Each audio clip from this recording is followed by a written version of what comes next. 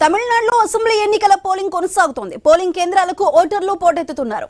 ఇప్పటికే పలువురు రాజకీయ సినీ ప్రముఖులు ఓటు హక్కు వినియోగించుకున్నారు. కాంగ్రెస్ సీనియర్ నేత చిదంబరం, మాజీ సీఎం పళనిస్వామి, బీజేపీ నాయకురాలు ఖుష్బూ, నటుడు అజిత్ ఓటేశారు. పోలింగ్ సెంటర్ల వద్ద భారీ క్యూ లైన్లు కనిపిస్తున్నాయి.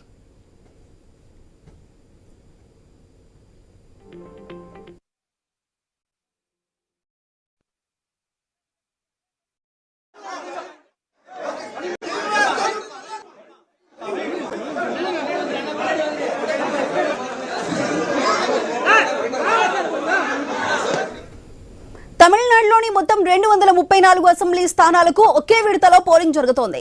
రాష్ట్రంలో 5.73 కోట్ల మందికి పైగా ఓటర్లు ఉన్నారు. 4023 మంది అభ్యర్థులు బరిలోకి దిగారు.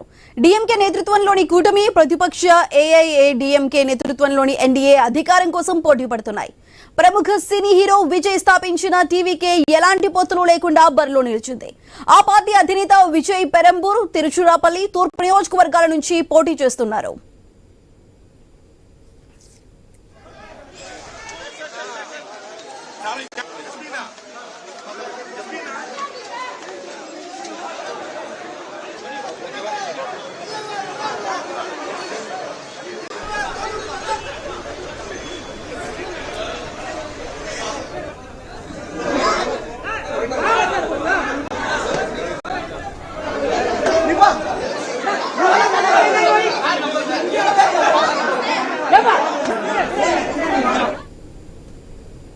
తమిళనాడులో అసెంబ్లీ ఎన్నికల పోలింగ్ కొనసాగుతుంది. పోలింగ్ కేంద్రాలకు ఓటర్లు పోటెత్తుతున్నారు. ఇప్పటికే పలువురు రాజకీయ సినీ ప్రముఖులు కూడా తమ ఓటు హక్కును వినియోగించుకున్నారు.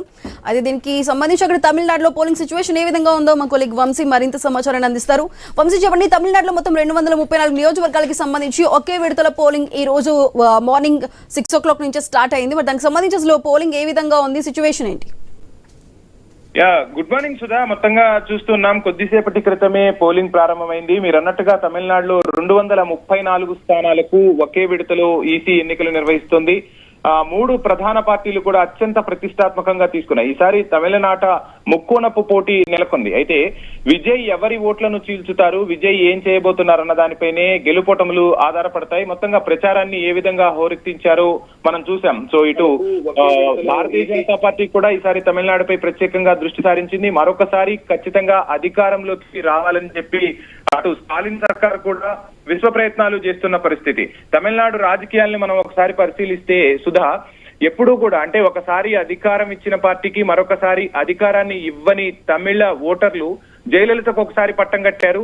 అదే ఇప్పుడు మరలా రిపీట్ చేయబోతున్నానంటూ స్టాలిన్ చెప్తున్న పరిస్థితి. అంటే తమిళనాడు అనగానే మనకు సెంటిమెంట్లు గుర్తొస్తుంటాయి.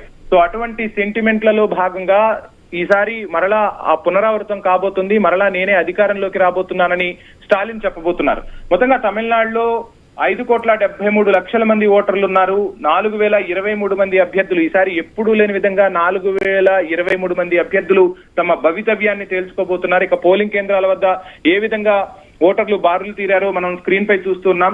ఇక మొత్తంగా పటిష్ట భద్రతనైతే ఏర్పాటు చేశారు. 1.4 లక్షల మంది పోలీసులు భద్రతను కేటాయించినట్టుగా తెలుస్తుంది. ఇక పురుష ఓటర్లు 2.83 కోట్ల మంది ఉంటే అంతకు మించి 2.93 కోట్ల మంది మహిళా ఓటర్లు ఉన్నారు.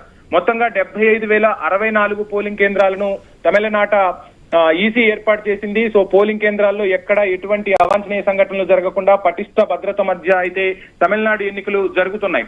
ఒకసారి మనం తమిళనాడు రాజకీయ ముఖ చిత్రం గురించి కూడా మాట్లాడుకునే ప్రయత్నం చేద్దాం సుధా. తమిళనాడు రాజకీయ ముఖ చిత్రాన్ని మార్చే ఎన్నికలుగా వీటిని భావిస్తూ ఉన్నారు. రాష్ట్రంలో తదుపరి ప్రభుత్వాన్ని నిర్ణయించే ఎన్నికలుగా వీటిని చూస్తూ ఉన్నారు. ఏప్రిల్ 23 అంటే ఈ రోజు 7 గంటలకు పోలింగ్ ఎంత ఉత్సాహంగా ప్రారంభమైందంటే మీరు చెప్పినట్టుగా సినీ రాజకీయ ప్రముఖులతో పాటు పారిశ్రామికవేత్తలు కూడా పోలింగ్ కేంద్రాలకు బారులు తీరుతూ ఉన్నారు. సో 7తో ముగియనున్న నేపథ్యంలో అంటే మే 7తో ఈ పదవీ కాలం అనేది ముగుస్తుంది. ప్రస్తుత సర్కార్ ఏదైతే ఉందో ద్రవిడ మున్నేట్ర కజగం డిఎంకే నేతృత్వంలోని లౌకిక సంకీర్ణ ప్రభుత్వ పదవీ కాలం ముగియబోతుంది. ఈ నేపథ్యంలోనే అసెంబ్లీ ఎన్నికలను జరుగుతున్నాయి. ఇక ఒక రకంగా చెప్పాలంటే తమిళనాడు రాజకీయాలు చూస్తే 4,023 మంది అభ్యర్థులు ఈసారి ఎక్కువగా బరిలో నిలిచారు. పురుష అభ్యర్థులు 3,585 మంది ఉంటే మహిళా అభ్యర్థులు 438 మంది బరిలోకి దిగారు.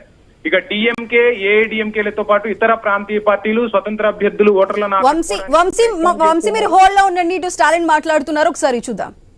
வராமல் ஜனநாயகத்தை மாற்ற வேண்டும் என்று நான் வாக்காளர்கள் எல்லாம் அன்போடு கேட்டுக்கொள்கிறேன்.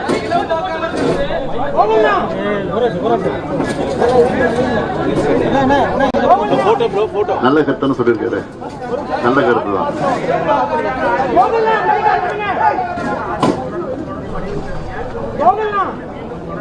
ஒரே சொல்றேன், தமிழ்நாடு வெல்லும்.